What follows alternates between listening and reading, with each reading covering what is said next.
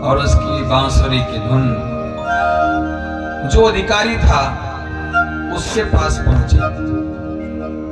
गोपिका अधिकारी हैं, इसलिए बांसुरी की धुन गोपिकाओं को सुनाई पड़ी। एक गोपी गाय का दूध निकाल रही थी और बंसी की धुन पहुंची, सम्मोहित हो गई,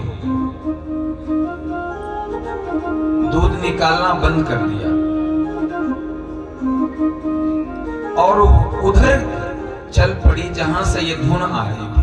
उसे स्वयं पता नहीं कि मैं दूध निकाल रही हूं, कहां पर जा रही हूं। धुन इतनी सम्मोहित करने वाली थी, अधिकारियों को सुनाई पड़ी, सो वो गाय का दूध दूना वहीं छोड़ा और वहां गई जहां से ये बांसुरी की धुन आ रही थी। एक गोपी भोजन बना रही थी, तवे पर रोटी डाली थी, तब तक वो बंसी की धुन उसके कान में आई।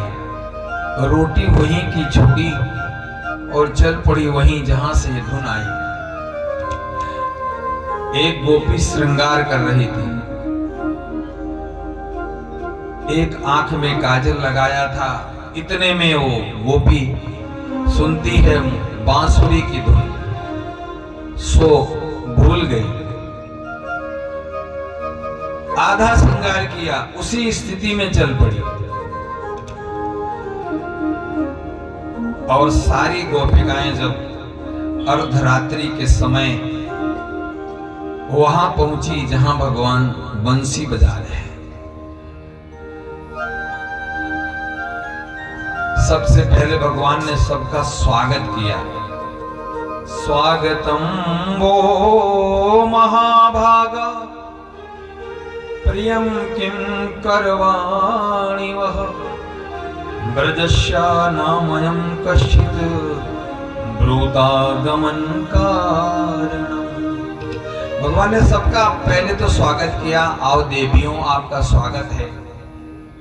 और फिर भगवान ने कारण पूछा कि देवी आप सब लोग अर्धरात्रि में यहां पर क्यों आई। और फिर भगवान समझाने लगते हैं कि अरे तुम तो स्त्रियां हो, स्त्रियों को रात्रि के समय में अकेले कहीं नहीं जाना चाहिए, आप यहाँ पर क्यों आई। पहले तो पूछते ऐसा तो नहीं ब्रजमंडल में किसी राक्षस ने आक्रमण कर दिया उसके नाते आप आई, या क्या कारण है कि आप रात्रि को आई, जबकि स्त्री को रात्रि में कहीं भी अकेले नहीं जाना चाहिए।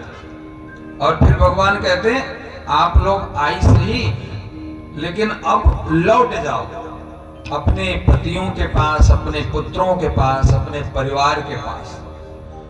गोपिकाएं कहती हैं कि प्रभु आप बंसी बजाते हो और बंसी की धुन से हम सबको विमोहित करके बुलाते हो, और जब हम आ गई तो आप हमें लौटाते हो।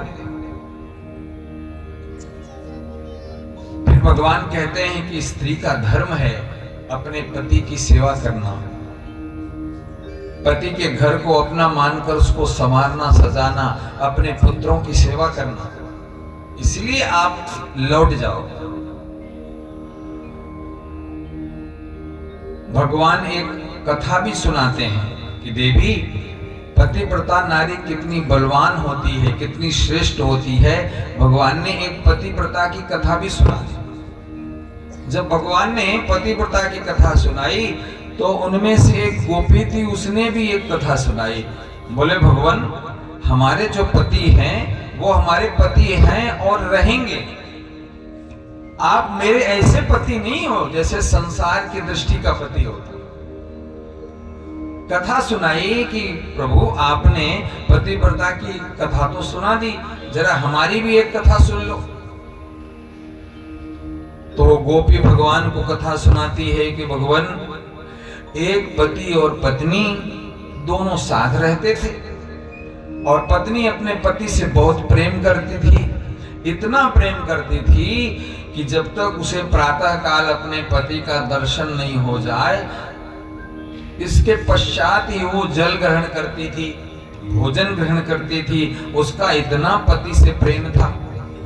एक दिन पति ने कहा कि देवी घर में अब इतना धन नहीं बचा कि हमारा आपका जीवन यापन हो, इसलिए मुझे परदेश जाना पड़ेगा धन कमाने के लिए। पत्नी रोने लगी।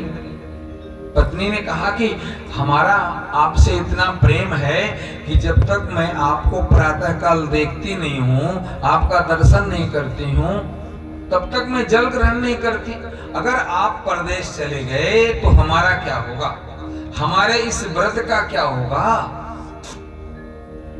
पति ने एक युक्ति लगाई, देवी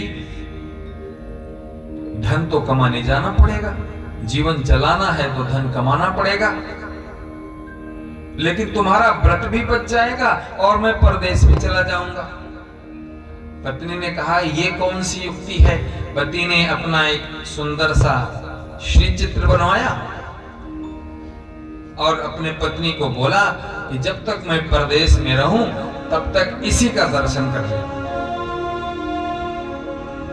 पत्नी को लगा ये भी बात सही है। अब पति परदेश कमाने चला गया और पति का जो फोटो था, विग्रह था, पत्नी अपने घर में रख के प्रातः काल उसी का दर्शन कर लेती, इसके बाद जल ग्रहण करती, भोजन ग्रहण करती, प्रातः काल बैठ के उसके सामने पूजा पाठ भी करती। अब वो गोपी कहती है कि भगवान 6 महीने बाद उसका पति लौटा, प्रातः काल का समय था, उसी समय उसका पति लौटा तो उसके घर का दरवाजा बंद था और जो उसकी पत्नी थी अंदर से दरवाजा बंद करके अपने पति के शिव विग्रह के सामने बैठकर उसका दर्शन कर रही थी, उसको प्रणाम कर रही थी। अब गोपी कहती है कि प्रभु, उसका पति बाहर खड़े होकर दरवाजा खटखटाने लगा। अब प्रश्न कर रही गोपी कि भगवान आप ये बताओ कि अब गोपी जो अंदर अपने पति के चित्र के सामने बैठी है, उसकी पूजा कर रही है और उसका पति मुख्य द्वार पर खड़ा होकर द्वार खटखटा रहा है, अब उसकी पत्नी को उठकर दरवाजा खोलना चाहिए या अपने पति के फोटो के सामने बैठे रहना चाहिए। भगवान मुस्कुरा के बोले, पगली, जब असली पति आके दरवाजा खटखटा रहा है तो उस नकली फोटो वाले पति की जरूरत क्या है। उसे उठना चाहिए, दरवाजा खोलना चाहिए और अपने पति का स्वागत करना चाहिए।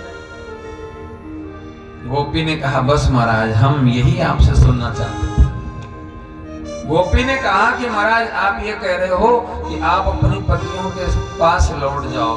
गोपी कहती, वो हमारे पति हैं और आगे भी रहेंगे, लेकिन आप तो जगत के पति हो, आप परमात्मा हो और ये हम सारी की सारी जीवात्माएं हैं।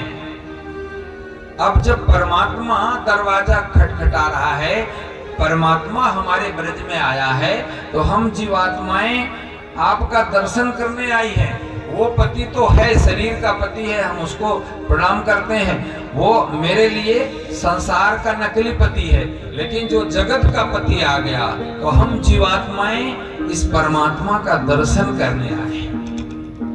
भगवान बड़े प्रसन्न हुए।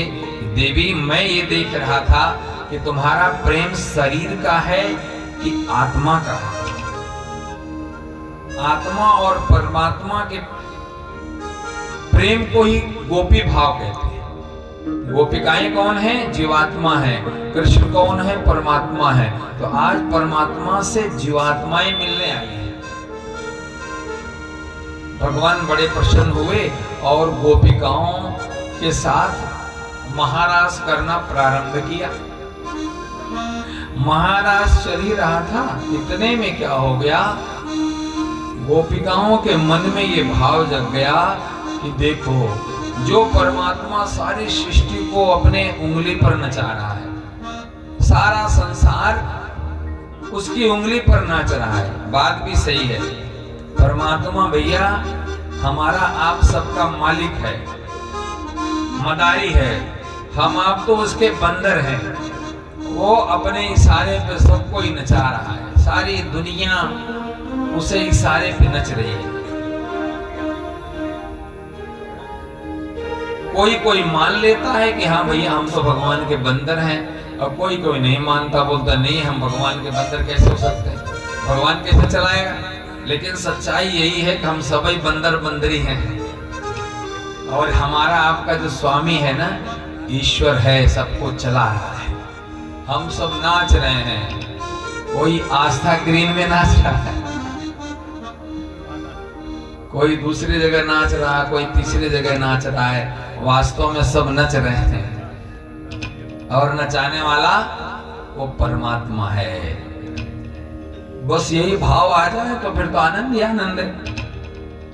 फिर तो अगर दुख आ जाए तो कोई बात नहीं, भगवान ने दुख दिया है, प्रसाद है, सुख दिया है, तो उसमें अभिमान नहीं होगा। ऐसा भाव जग जाए कि हमारा स्वामी है, वो हमको जैसे नचा रहा वैसे हम नाच रहे हैं। दुख दे देगा तो भी कोई बात नहीं है, दुख में नाच लेंगे, और सुख देगा तो भी नाच लेंगे। तेरे फूलों से भी प्यार, तेरे कांटों से भी प्यार, जो भी देना चाहे दे दे करतार, दुनिया के पालनहार, चाहे सुख दे या दुख, चाहे खुशी दे या गम, दाता जैसे भी रखोगे वैसे रह लेंगे हम। चाहे कांटों के दे हार, चाहे हरा भरा संसार, जो भी देना चाहे दे दे करतार, दुनिया के पालनहार। अगर ऐसा भाव आ गया तो वो समझो बहुत बड़ा भगवान का भक्त है, हर हाल में खुश है, क्योंकि हर हाल को परमात्मा का प्रसाद मानता है। हम सब बंदर हैं और हमारा मदारी परमात्मा है। तो भगवान महाराज कर रहे थे, तो गोपिकाओं के मन में हुआ कि देखो संसार को नचाने वाला आज हमारे इशारे पर नाच रहा है। क्योंकि भगवान महाराज में जब नृत्य करने लगे तो गोपिकाओं के मन में आ गया कि देखो भगवान तो हमारे इशारे पर, हमने कहा तो सो नाचने लग गए। तो भगवान को लगा कि गोपिकाओं के प्रेम में थोड़ी कमी आ गई, तो उस कमी को दूर करने, अहंकार को थोड़ा दूर करने के लिए भगवान ने एक लीला की। भगवान उस महारास मंडल से अदृश्य हो गए, अंतर ध्यान हो गए। फिर तो गोपिकाओं ने देखा कि भगवान नहीं दिख रहे हैं, तो सारी गोपिकाएं व्याकुल हो गई और भगवान को ढूंढने लगी, वन में ढूंढने लगी, वन के वृक्षों से पूछने लगी, जमुना में ढूंढने लगी, जमुना जी से पूछने लगी। जैसे किसी के वियोग में आदमी पागल हो जाता है ना, ऐसी स्थिति हो गई, ऐसी स्थिति हो गई गोपिकाओं की। और गोपिकाओं ने जब कृष्ण को नहीं देखा तो सारी गोपिकाओं ने मिलकर कृष्ण के लीला प्रारंभ की। एक गोपी पूतना बन गई, एक गोपी अघासुर बन गई, एक गोपी बकासुर बन गई, मतलब भगवान की लीला में समाहित हो गई। और फिर कुछ गोपियां भगवान को पुकारने लगी। तो जो भगवान को पुकारा है गोपिकाओं ने, और उसी पुकार से भगवान फिर प्रकट हुए हैं, भागवत में उसको गोपी गीत कहा गया। गोपिकाओं ने एक गीत गाया और उसी गीत से प्रसन्न होकर भगवान फिर प्रकट हुए। तो आइए उस गीत के 2-4 श्लोक हम आप भी सुन लें और गा लें। ऐसा भाव सब रखें कि हम सभी गोपी हैं और परमात्मा